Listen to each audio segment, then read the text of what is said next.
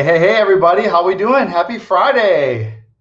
This is Clyde Keep coming to you live from Gulfport, Florida. It's my home office here. Using that new system is like working out the kinks here. So we'll be kind of seeing some new branding stuff come as we continue to work on this. I'm just going to one more time because I'm still working on this, check to make sure that everything's working on my end over here. Does anyone else have two screens, a double screen? I started using one a few months ago, and I don't know how I ever just worked off a laptop in my whole entire life. But hey, listen, if you are watching this live, put live down in the comments. If you're watching the replay, let me know that you're watching the replay. And let me know where you're watching from, city and state. Again, I said I'm coming from Gulfport, Florida. We just had dinner and going to go meet up with a friend to hang out for a little bit. But I wanted to make sure I got into live and got this message because I did a post earlier today that said I was going to go live about this. So how many of you here, I'm busy?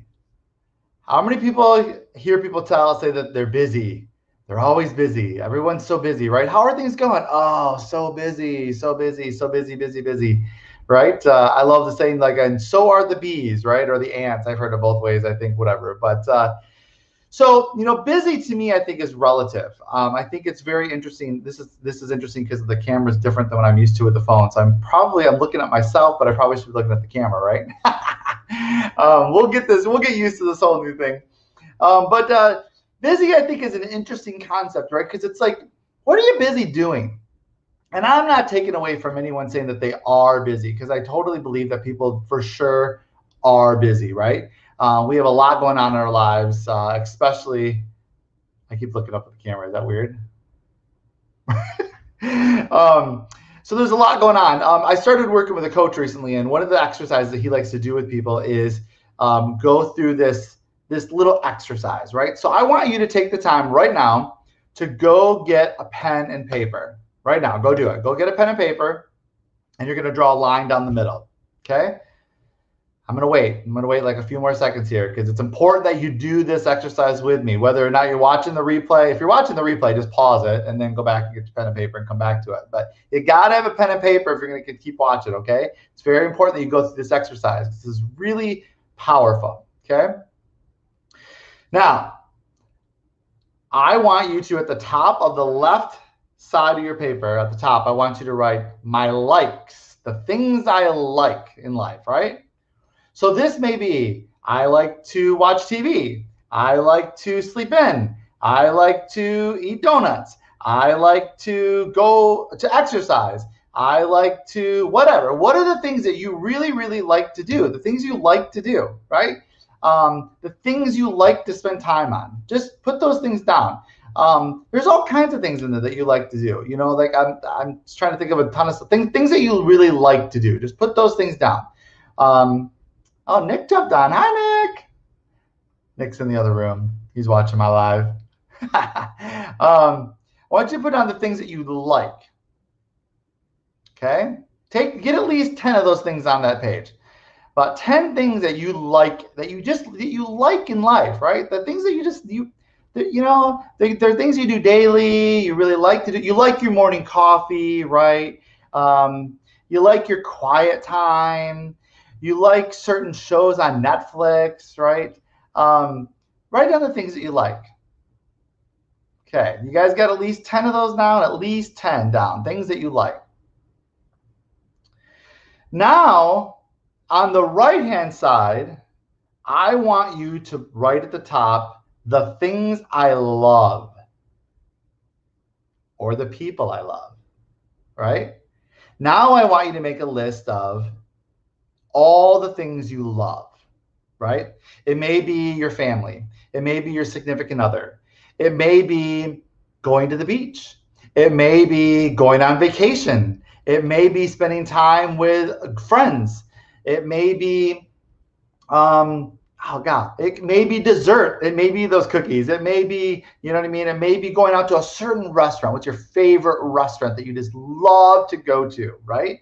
Those things that just, when you think about doing them, they get you excited inside, right? They make you feel good inside. I want you to write down, get 10 of those things on there. The things that you love, that you just love in life, right? Maybe you've never even done them yet. Maybe you just you love it so much that you can't wait till you can do it for the first time.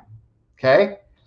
Things that just really, really get you excited about life. Things that you love. So go ahead and write those things down. Make sure you write them down. Don't be cheating. Are you guys doing this? You better be doing this along with me here. I've done it already, so I didn't do it. Write down the things that you love. Okay. Now what I want you to do is I want you to look at that list, look at your likes, look at your loves. What's the percentage of time that you spend on the things that you like versus the things that you love? I want at the bottom, write the percentage of time. It's got to be 100% total, right? So if you're just going to say, if all those things you're doing, what's the percentage of time you spend on the things that you like versus the things that you love? So this was an eye-opener for me, because when Rob went through this exercise with us, and he went a little bit deeper into some different things with this, right? But it really opened my mind as like, am I working towards the things that I love? Am I prioritizing? I'm busy, right? But am I prioritizing my time and my actions and my talents? Am I prioritizing them to have more of the things I love than the things that I like? It's a hard question, right? Ask yourself that question. Are you prioritizing your time with more of the things that you like or the things that you love? Jim Collins said in the book Good to Great that good is the enemy of great. Good is the enemy of great. It's so easy to settle for good, right? But great is there. I also read a book called The Slight Edge, and it was an amazing book because it was super, super simple in its concept, but it was powerful in its message. And the message in The Slight Edge is that the steps to success in anything are actually very simple, very easy to do. The problem is they're easier not to do.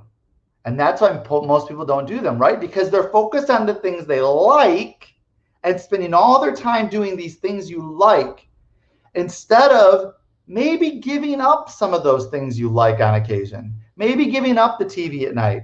And I'm guilty, right? I'm guilty. Maybe giving up the eating bad for 6 days of the week so you can have one day that you love and have that extra special night out with an extra special dessert, right? But still reach your fitness goals. So prioritize your time based on what are the things you like versus things you love. And I'm not here to tell you what those things have to be. That's for you to decide, right? But what I'm saying is that if you want to have more of the things you love in your life, you need to evaluate the allocation of time and effort into the things you like versus the thing you love.